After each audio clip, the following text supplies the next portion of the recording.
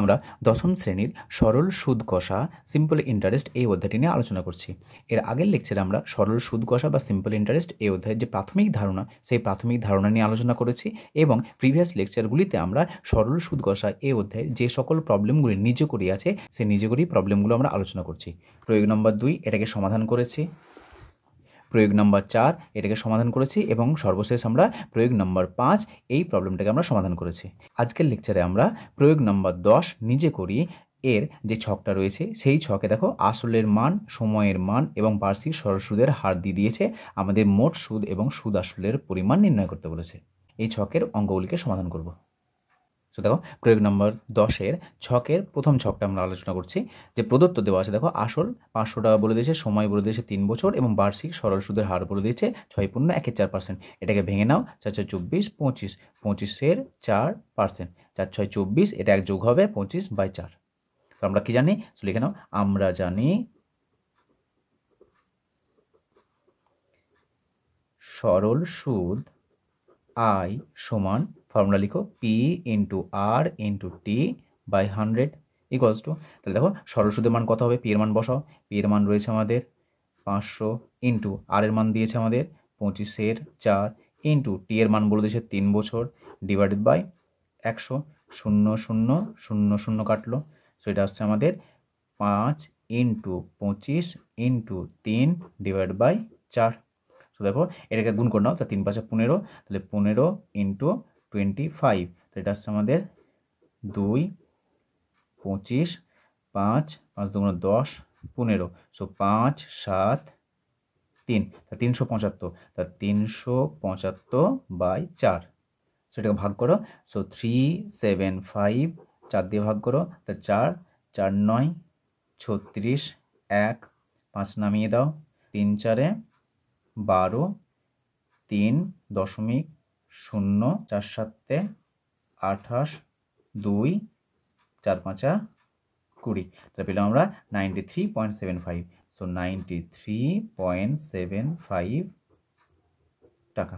দেখো এটা সুদ পেলাম, আমাদের চেয়েছে কি সুদ চেয়েছে, তোমার সরল সুদ সমান 93.75 এবং চেয়েছে আমাদের সুদ আসল, এবং সুদ আসল সমান, সুদ আসল মানে কি সুদ প্লাস আসল, সুদের মান পেলাম 93.75, সো 93.75 প্লাস আসলে মান বলে দিয়েছে 500, যোগ করে দাও, তাহলে যোগ করলে কত আসছে আমাদের 593.75 টাকা। কী করে যোগ করলাম, 50093.75, এটা হচ্ছে কিছু নামে 00, তো এটা হচ্ছে আমাদের 75, এটা হচ্ছে 3 9 5, দেখো এটা পেলাম আমরা, এটা দশমিক দাও, 593 টাকা 75 পয়সা, তো এটা হচ্ছে আমাদের অ্যান্সার। সেকেন্ডটা দিয়েছে দেখো আসলে মান বলে দিয়েছে 146 টাকা, সময় বলে দিয়েছে 1 দিন এবং বার্ষিক সুদের হার বলে দিয়েছে 2.1/2, সেটা ভেঙে নাও, 2 4 5, 5-এর 2%। তো আমরা কি জানি, আমরা জানি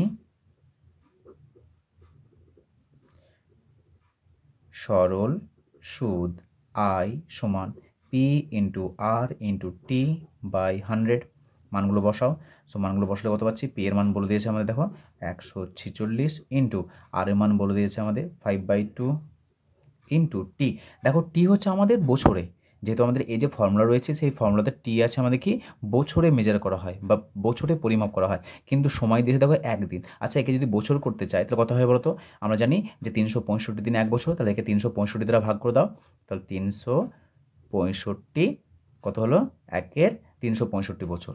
তাহলে দেখো এখানে দিন দেওয়া ছিল কিন্তু দিন বসালে তো হবে না, আমাদের বছরে একক রয়েছে, সেই জন্য দেখো 1/365 বছর, তা টি এর মান বসিয়ে দাও, কত হবে 1/365 divided by 100, so equals to, এটা আসছে আমাদের 46, 46 কাটো 2 দিয়ে কাটো, 2 7 2 14, 3 2 6, 73 কাটো, 73-কে দেখো 5 দিয়ে কেটে দাও, 5 3 5 15, 1 5 7 35 36, তো 5 কেটে আছে, এই 5-এর সঙ্গে এই 5 কাটছে, তাহলে উপরে কিচ্ছু নেই মানে 1 আছে, সো 1/100, তো সেটা আমাদের এটা আসছে আমাদের 0.01 টাকা, সেটা আমরা কার মান পেলাম, সরল সুদের মান পেলাম।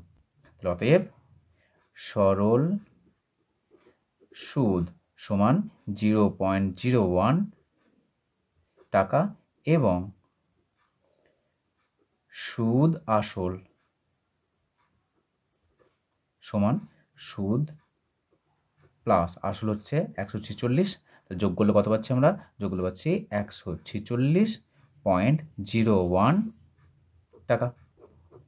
সুদ প্লাস আসল হচ্ছে আমাদের সুদ আসল। পরবর্তী দেখো প্রদত্ত বলে দিয়েছে আসল 4,565 টাকা, সময় বলে দিয়েছে 2 বছর 6 মাস এবং বার্ষিক সুদের হার বলে দিয়েছে 4%।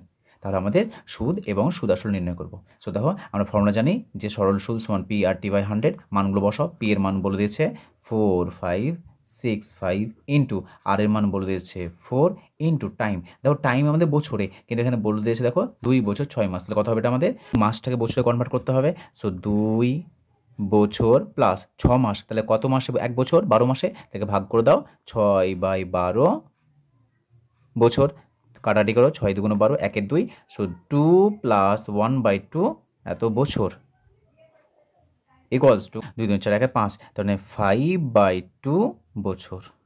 সেটা আমরা কত পেলাম? 5 এর 2 বছর পেলাম। সো মানটা বসিয়ে দাও, এটা আসবে আমাদের 5 এর 2 divide by 100, so equals to কাটাটি করো 4 একে 4, 4 25 100, 5 একে 5, 5 5 25, সো উপরে থাকছে আমাদের 4 5 6 5, নিচে 2 আসে, নিচে 5 আসে, সো 2 ইন্টু 5, কাটাটি করো। সো 5 একে 5, 5 9 45, 5 একে 5, 5 3 5 15, সো এটা আসছে আমাদের 913 ডিভাইড বাই 2। সো ভাগ করো, ভাগ করলে কত পাচ্ছি আমরা?